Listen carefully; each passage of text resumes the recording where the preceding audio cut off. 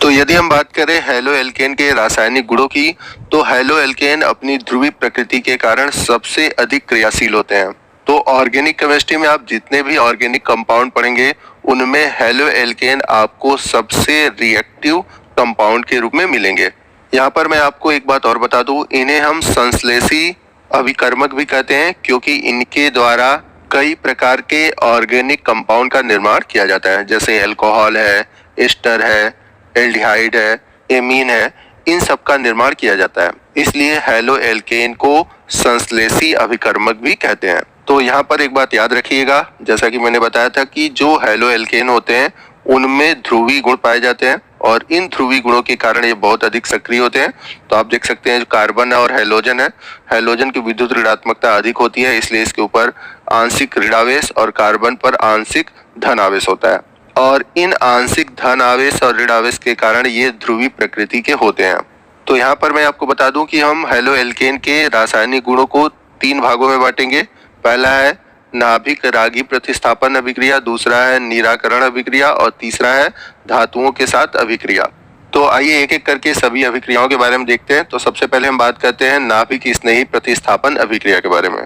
तो आइए पहले समझते हैं कि प्रतिस्थापन अभिक्रिया क्या होता है। तो जैसा कि आप सभी ने क्लास 11th में पढ़ा होगा कि ऐसी अभिक्रिया है जिसमें कोई एक परमाणु या समूह किसी दूसरे परमाणु या समूह को हटाकर उसके स्थान पर जुड़ जाता है, तो उसे हम बोलते हैं प्रतिस्थापन अभिक्रिया। जैसे यदि हम एग्जाम्पल के रूप में लें, ए बी की अभिक्रिया हम सी से कराते हैं, ठीक है। तो सी क्या करता है, बी को हटाकर उसके स्थान पर जुड़ जाता है और हमें क्या प्राप्त होता है, ए सी। तो इस अभिक्रिया में हम देख रहे हैं कि जो सी है बी को प्रतिस्थापित कर रहा है, इसलिए इस अभिक्रिया को हम बोलेंगे प्रतिस्थापन अभिक्रिया। अब यदि हम बात करें प्रतिस्थापन अभिक्रियाओं के प्रकार की, तो प्रतिस्थापन अभिक्रिया 2 प्रकार की होती है, नाभिक स्नेही प्रतिस्थापन अभिक्रिया और दूसरा है इलेक्ट्रॉन स्नेही प्रतिस्थापन अभिक्रिया। तो आइए सबसे पहले हम बात करते हैं नाभिक स्नेही प्रतिस्थापन अभिक्रिया की। तो नाभिक स्नेही प्रतिस्थापन अभिक्रियाएं वे अभिक्रियाएं होती हैं जिनमें की अभिकर्मक पर नाभिक स्नेही आक्रमण करते हैं और नाभिक स्नेही को हम NU से प्रदर्शित करते हैं। अब बात करें हम नाभिक स्नेही की, तो नाभिक स्नेही 2 प्रकार के होते हैं।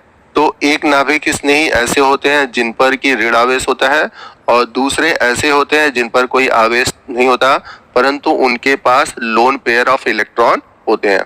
तो यहाँ पर आप देख सकते हैं कि जो नाभिक स्नेही है यानी कि न्यूक्लियोफाइल है, उसे हम NU से प्रदर्शित कर रहे हैं और ऊपर की ओर ऋणावेशित नाभिक स्नेही है, जैसे OH माइनस आयन है, CN माइनस आयन है, और जो दूसरा नाभिक स्नेही है उसके पास देने के लिए जोड़ों में इलेक्ट्रॉन है। जैसे यदि हम बात करें अमोनिया की, तो अमोनिया में आप देख सकते हैं कि नाइट्रोजन के पास देने के लिए एक लोन पेयर ऑफ इलेक्ट्रॉन होता है।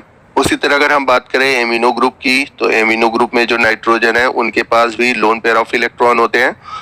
तो नाभिक स्नेही प्रतिस्थापन अभिक्रिया में कार्बनिक यौगिक पर सबसे पहले अटैक करने वाला कंपाउंड होता है नाभिक स्नेही।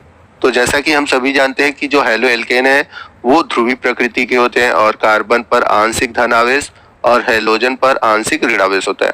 वही बात करें हम न्यूक्लियोफाइल की, तो न्यूक्लियोफाइल ऋण आवेशित होते हैं, तो ये किस पर अटैक करेंगे, धन आवेश पर अटैक करेंगे, यानी कि हैलो एल्केन के कार्बन पर अटैक करेंगे। तो जब न्यूक्लियोफाइल अटैक करता है तो वो पश्चिम दिशा से अटैक करता है, क्योंकि अगर वो आगे से अटैक करता है तो आगे जो हैलोजन है वो ऋण आवेशित है, तो ये क्या करेगा, उसको प्रतिकर्षित करेगा। तो इसलिए यहाँ पर जो न्यूक्लियोफाइल है वो पीछे की तरफ से अटैक करता है। किस पर अटैक करता है, कार्बन पर, क्योंकि कार्बन धन आवेशित है और न्यूक्लियोफाइल क्या है, ऋण आवेशित है। तो ये क्या करेगा, धन आवेशित के साथ ही जुड़ना चाहेगा। तो जैसे ही न्यूक्लियोफाइल कार्बन परमाणु से जुड़ता है तो ये जो हैलोजन है वो टूटकर अलग हो जाता है हैलाइड के रूप में। तो यहाँ पर आप देख सकते हैं कि राइट साइड हैलोजन यानी कि X नेगेटिव के रूप में अलग हुआ है। तो यहाँ पर आप देख सकते हैं कि न्यूक्लियोफाइल अटैक करता है और हैलोजन को प्रतिस्थापित कर देता है, इसलिए इस अभिक्रिया को हम बोलते हैं नाभिक स्नेही प्रतिस्थापन अभिक्रिया। तो यहाँ पर आप देख सकते हैं कि न्यूक्लियोफाइल अटैक कर रहा है, हालांकि इलेक्ट्रोफाइल भी अटैक करता है, लेकिन पहले न्यूक्लियोफाइल अटैक करता है। तो जब इलेक्ट्रोफाइल अटैक करता है तो वो किससे जुड़ता है, हैलोजन से जुड़ता है, क्योंकि आप देख सकते हैं कि हैलोजन के पास ऋण आवेश है और इलेक्ट्रोफाइल के पास होता है धन आवेश, यानी कि उनके पास इलेक्ट्रॉन की कमी होती है। तो आइए कुछ नाभिक स्नेही प्रतिस्थापन अभिक्रियाओं को देखते हैं जिसमें कि जो हैलोजन है वो न्यूक्लियोफाइल द्वारा अलग कर दिया जाए। तो आइए पहला एग्जाम्पल देखते हैं, या फिर कह सकते हैं कि हेलो एल्केन का पहला रासायनिक गुण देखते हैं। तो पहला रासायनिक गुण है हेलोजन का हाइड्रोक्सिल ग्रुप द्वारा प्रतिस्थापन। तो हाइड्रोक्सिल ग्रुप के लिए हम NaOH या फिर KOH लेते हैं। तो अभिक्रिया देखते हैं। तो यहाँ पर हम एल्किल हैलाइड के रूप में लेंगे एथिल ब्रोमाइड CH3CH2Br। इसकी अभिक्रिया हम KOH या फिर NaOH के जलीय विलयन से कराते हैं। यहाँ पे एक्वा सोल्यूशन लिखा हुआ है AQ। तो यहाँ पर ध्यान देना है कि आपको एक्वा सोल्यूशन लेना है, यानी कि जलीय विलयन लेना है, क्योंकि इसके दो तरह के विलयन होते हैं, एक होता है एल्कोहलिक और दूसरा होता है जलीय, और दोनों में अलग अलग उत्पाद बनते हैं। तो यहाँ पर आपको ध्यान देना है कि यहाँ पर हमें जलीय विलयन लेना है। तो बात करते हैं हम अभिक्रिया की। तो KOH में हम देखेंगे OH माइनस है और K पॉजिटिव। तो OH माइनस है तो ये मतलब हमारा क्या हो गया, न्यूक्लियोफाइल हो गया, नाभिक स्नेही हो गया। अब ये न्यूक्लियोफाइल अटैक करता है एल्किल हैलाइड के हेलोजन पे, यानी कि ब्रोमीन पे, और ब्रोमीन पे अटैक करके ब्रोमीन को हटा देता है और उसके स्थान पर जुड़ जाता है। और ये जो ब्रोमीन है जो कि निगेटिव है, वो किससे जुड़ेगा, KOH के पोटेशियम आयन से, क्योंकि पोटेशियम क्या है, पॉजिटिव है। तो इस प्रकार से देखें, अभिक्रिया के पश्चात हमारा बनेगा एल्कोहल। और एल्कोहल कैसा बनेगा, एथिल एल्कोहल, क्योंकि यहाँ पर हमने CH3CH2 लिया है, इसके साथ OH जुड़ गया तो CH3CH2OH, और पोटेशियम के साथ ब्रोमीन जुड़ा तो बना KBr। तो यह अभिक्रिया नाभिक स्नेही प्रतिस्थापन अभिक्रिया का एक उदाहरण है, जिसमें कि हमने देखा जब हम हाइड्रोक्सिल ग्रुप की अभिक्रिया एल्किल हैलाइड से कराते हैं तो हमें एल्कोहल मिलता है। तो आप इसे याद रखिएगा। आइए दूसरा नाभिक स्नेही प्रतिस्थापन अभिक्रिया देखते हैं। तो इसमें हम एल्किल हैलाइड की अभिक्रिया कराएंगे एल्कोक्सी ग्रुप, यानी कि OR ग्रुप से। तो R मीन्स एल्किल और O मीन्स ऑक्सी, अगर दोनों को जोड़ दे तो क्या हो जाएगा, एल्कोक्सी। तो एल्कोक्सी ग्रुप की अभिक्रिया हम कराते हैं जब एल्किल हैलाइड से, तो ईथर बनता है। कैसे बनता है ये समझते हैं। तो जब मेथिल आयोडाइड की अभिक्रिया जब हम सोडियम मेथॉक्साइड, जिसका फॉर्मूला है CH3ONa, से कराते हैं, तो हमें देखना है कि सोडियम मेथॉक्साइड में न्यूक्लियोफाइल कौन सा है। तो अगर हम देखें इसमें, तो Na क्या है, पॉजिटिव है, ठीक, और बाकी बच गया O, ये क्या हो जाएगा, निगेटिव। तो यहाँ पर हमें न्यूक्लियोफाइल कौन सा मिला, CH3O निगेटिव। तो ये CH3O निगेटिव क्या करेगा, हैलोजन को हटा देगा, यानी कि आयोडीन को हटा देगा, और यहाँ पर जुड़ जाएगा। तो यहाँ पर जब जुड़ेगा तो क्या बनेगा, CH3O CH3, और ये जो निगेटिव आयोडीन है वो जुड़ेगा पॉजिटिव सोडियम से। तो इस तरह से हमने देखा कि CH3O CH3 बना, जो कि एक ईथर है, और इसके अलावा क्या बना, NaI सोडियम आयोडाइड। तो इसका नाम क्या होगा, यहाँ पर भी मेथिल है, यहाँ पर भी मेथिल है, तो इसको हम बोलेंगे डाई मेथिल ईथर। तो यह भी अभिक्रिया एक नाभिक स्नेही प्रतिस्थापन अभिक्रिया का एग्जाम्पल है। आइए और एक अभिक्रिया देखते हैं। तो इसमें हम क्या करेंगे, एल्किल हैलाइड की अभिक्रिया कराएंगे कार्बोक्सिलेट ग्रुप से।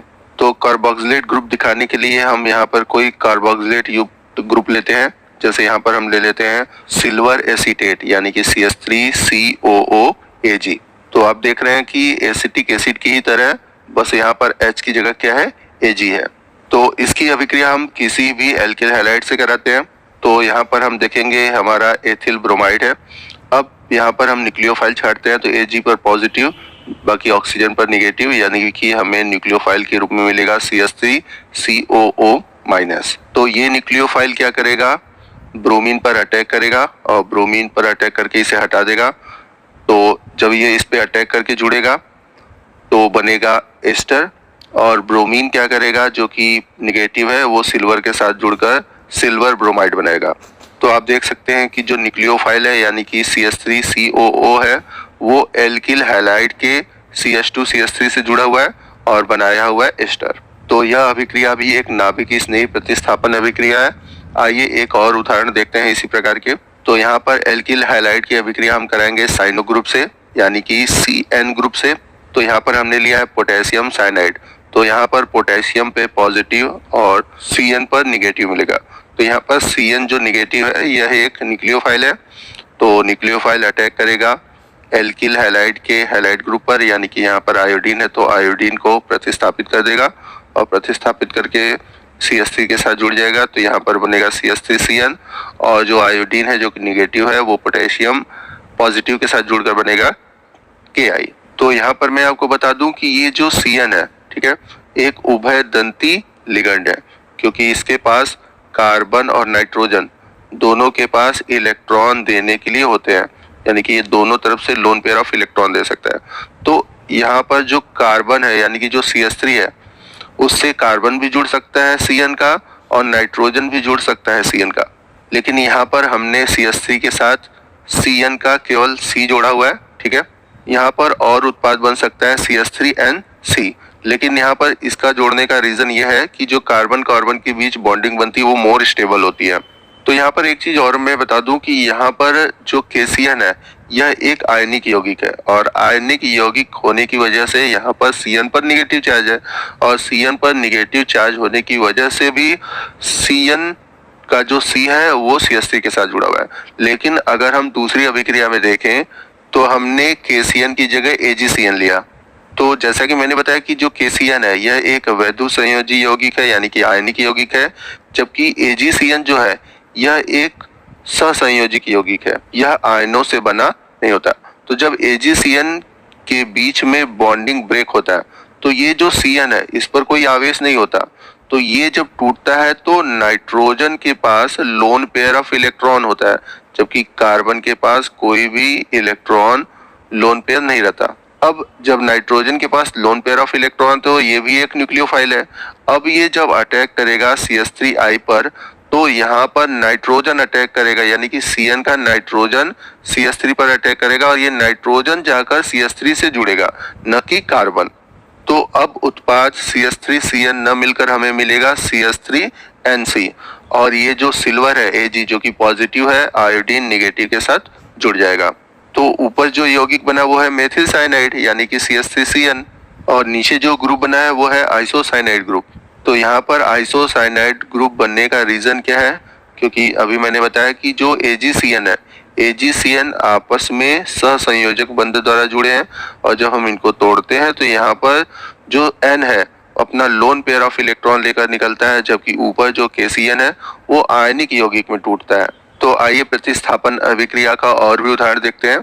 तो अगला अभिक्रिया है हैलोजन ग्रुप का एमिनो ग्रुप द्वारा प्रतिस्थापन, यानी कि एल्किल हैलाइड की जब हम अभिक्रिया करेंगे तो उसमें एमिनो ग्रुप हैलोजन समूह को प्रतिस्थापित करेगा।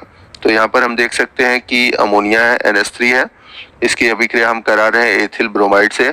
तो यहाँ पर NH3 से एक हाइड्रोजन हम निकालते हैं जो कि ब्रोमीन से जुड़ जाएगा और बना देगा हाइड्रोजन ब्रोमाइड, और CH3CH2 जुड़ जाएगा NH2 से, क्योंकि NH3 से एक हाइड्रोजन निकल चुका है। तो यहाँ पर हम देख सकते हैं कि बनता है प्राथमिक एमीन यानी कि प्राइमरी एमीन। अब ये अभिक्रिया यहीं पर नहीं रुकती, अभिक्रियाएं आगे और भी होती हैं, जिसके साथ साथ द्वितीयक और तृतीयक एमीन बनते हैं। कैसे बनता है आइए अभिक्रिया को देखते हैं। तो ये हमारा जो एथिल एमीन है यह फिर से अभिक्रिया करेगा एथिल ब्रोमाइड के साथ, यानी कि CH3CH2Br के साथ। तो यहाँ पर फिर से हाइड्रोजन ग्रुप NH2 से निकलेगा, यानी कि NH2 से एक हाइड्रोजन निकला और ये जुड़ जाएगा ब्रोमीन के साथ, और फिर से यहाँ पर बनेगा HBr। तो और क्या बनेगा CH3CH2NH CH3CH2, या फिर हम ऐसे भी कह सकते हैं CH3CH2 का होल ट्वाइस, क्योंकि दोनों कॉमन है इसलिए लिखेंगे CH3CH2 का होल ट्वाइस, और बचा हुआ क्या है NH। तो ये हम देख सकते हैं ये 2 डिग्री एमीन यानी कि सेकेंडरी एमीन है। फिर से यही अभिक्रिया हम कराते हैं, जैसे कि जो हमारा सेकेंडरी एमीन मिला है फिर से उसकी अभिक्रिया कराते हैं हम एथिल ब्रोमाइड से। तो ऊपर जो नाइट्रोजन के साथ हाइड्रोजन है फिर से वो निकलेगा और ब्रोमीन के साथ जुड़ जाएगा, बना देगा HBr, और इसमें क्या है CH3CH2 का होल ट्वाइस, और यहाँ पर बचा हुआ है CH3CH2। अब ये मिलेंगे तो 3 अणु हो जाएंगे CH3CH2 के। तो यहाँ पर जो एमीन बना वो है 3 डिग्री यानी कि टर्सरी एमीन। अब ये अभिक्रिया यहाँ पर ही नहीं रुकती, ये फिर से एथिल ब्रोमाइड के एक अणु के साथ अभिक्रिया करता है, लेकिन यहाँ पर ध्यान रखना है कि यहाँ पर HBr नहीं निकलेगा, क्योंकि नाइट्रोजन के पास कोई हाइड्रोजन नहीं है। यहाँ पर हमने एक हाइड्रोजन निकाला, यहाँ पर निकाला, यहाँ पर निकाला, लेकिन यहाँ पर कोई हाइड्रोजन नहीं है, तो इसलिए यहाँ पर HBr नहीं निकलेगा। यहाँ पर एक सॉल्ट बनेगा, एक लवण बनेगा। तो यहाँ पर हम सबको जोड़ेंगे तो यहाँ पर 3 एथिल है, यहाँ पर एक और एथिल है, तो हो जाएगा 4 एथिल, और उसके बाद नाइट्रोजन है और ब्रोमीन है। तो कुछ इस तरह से स्ट्रक्चर बनेगा CH3CH2 4 हो गए अणु इसके, नाइट्रोजन पर पॉजिटिव और ब्रोमीन पर नेगेटिव, और यह एक लवण है। तो यह अभिक्रिया एक नेमिंग अभिक्रिया है जिसे हम बोलते हैं हाफमाइन एमिनो अपघटन। आइए दूसरा नाभिक स्नेही प्रतिस्थापन अभिक्रिया देखते हैं, और इसमें हैलोजन को हम हैलोजन द्वारा प्रतिस्थापित करेंगे। तो यह एक स्पेशल रिएक्शन है क्योंकि यहाँ पर हम हैलोजन का हैलोजन द्वारा ही प्रतिस्थापन कर रहे हैं। तो यहाँ पर हमने लिया एथिल क्लोराइड और यहाँ पर लिया सोडियम आयोडाइड, तो Na पर पॉजिटिव और आयोडीन पर निगेटिव, और आयोडीन हमारा क्या हो गया, न्यूक्लियोफाइल हो गया। तो आयोडीन अटैक करेगा क्लोरीन पर और उसके स्थान पर जुड़ जाएगा, यानी कि बनेगा C2H5I, और जो क्लोरीन है वो सोडियम के साथ जुड़कर बनाएगा NaCl। यह अभिक्रिया भी एक नेमिंग रिएक्शन है जिसे हम बोलते हैं फ्रिंकल स्टीन अभिक्रिया। इसके बाद लास्ट एक और प्रतिस्थापन अभिक्रिया देखते हैं जिसमें हम एल्काइनिल समूह द्वारा प्रतिस्थापन देखेंगे, और इस विधि का उपयोग उच्चतर एल्काइनों के निर्माण में किया जाता है। तो एल्काइन समूह का मतलब क्या हुआ, हम सभी जानते हैं कि एल्काइन समूह वे होते हैं जिनमें की ट्रिपल बॉन्ड होता है कार्बन के बीच में। जैसे कि यदि हम बात करें CH ट्रिपल बॉन्ड CH, तो यह हमारा एक प्रकार का एल्काइन है। अब इसमें जो H है ये सोडियम द्वारा हटा दिया जाए तो बचा हुआ समूह कहलाएगा एल्किनाइल। तो सोडियम के साथ जुड़ गया तो सोडियम एल्किनाइल में 2 कार्बन है तो हो जाएगा एथिनाइल, यानी कि सोडियम एथिनाइल। तो सोडियम एथिनाइल की अभिक्रिया हम कराते हैं CH3Br से, यानी कि मेथिल ब्रोमाइड से। तो यहाँ पर जो सोडियम है वो पॉजिटिव है और बचे हुए HCC ये क्या है, निगेटिव है, यानी कि ये न्यूक्लियोफाइल है। तो जो सोडियम है वो ब्रोमीन के साथ जुड़ जाएगा, यानी कि जो न्यूक्लियोफाइल है वो अटैक करेगा, ब्रोमीन को हटा देगा और जुड़ जाएगा CH3 के साथ, और जो ब्रोमीन है वो सोडियम के साथ जुड़ जाएगा। जैसे कि ऊपर हम लोगों ने अभिक्रियाओं को देखा तो ये बना दिया NaBr, और ये जो CH3 है ये जुड़ गया C ट्रिपल बॉन्ड CH से। तो यहाँ पर देखेंगे तो हमें उच्चतर एल्काइन प्राप्त हुआ क्योंकि हमने अभिक्रिया कराया था 2 कार्बन से, 2 कार्बन से अभिक्रिया करके मिल गया हमें 3 कार्बन। तो जब भी हमें कभी 2 कार्बन से 3 कार्बन या 3 कार्बन से 4 कार्बन बनाना है, यानी कि उच्चतर एल्काइन बनाना है, तो वहां पर हम इस अभिक्रिया का यूज करेंगे। तो यहाँ पर आप देख सकते हैं कि एथाइन से मिल रहा है प्रोपाइन। तो यहाँ पर हमने जितनी भी अभिक्रियाएं पढ़ी वो सभी हैं नाभिक स्नेही प्रतिस्थापन अभिक्रिया।